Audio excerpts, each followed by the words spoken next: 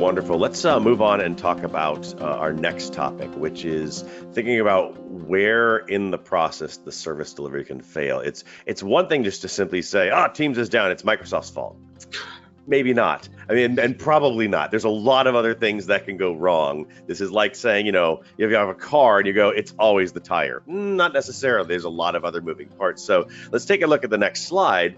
And you'll see here just sort of a mock-up. It's actually an oversimplified mock-up of what an environment might look like, because we're trying to simply point out things like at the top, you see it at 12 o'clock as a clock would be. You see the Teams cloud, the Microsoft cloud there with Teams running in it. You see you have session border controllers, you have SIP trunks, you have operator connect at the bottom.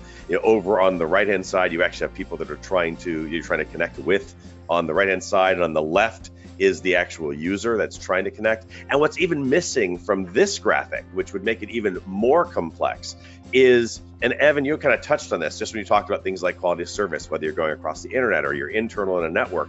It depends on all that connectivity. So as a matter of fact, one of our audience members, Colin, had mentioned one of his issues was an issue about the handsets that his organization is using. And so now we're thinking about, well, that end user over there down at this part, I'm putting it there on the left, they have a handset or a headset. That could be part of the problem. It could be their laptop, could be their software, could be their connection to the internet, their Wi-Fi at home, how they connect to the office if it's a VPN, how they route within the organization. If the organization's routing goes against Microsoft recommendations and has hairpin turns or anything that does network scanning, I mean, all this stuff gets mixed into this idea of trying to get that user on the left to make a phone call to the person over there on the right of the slide.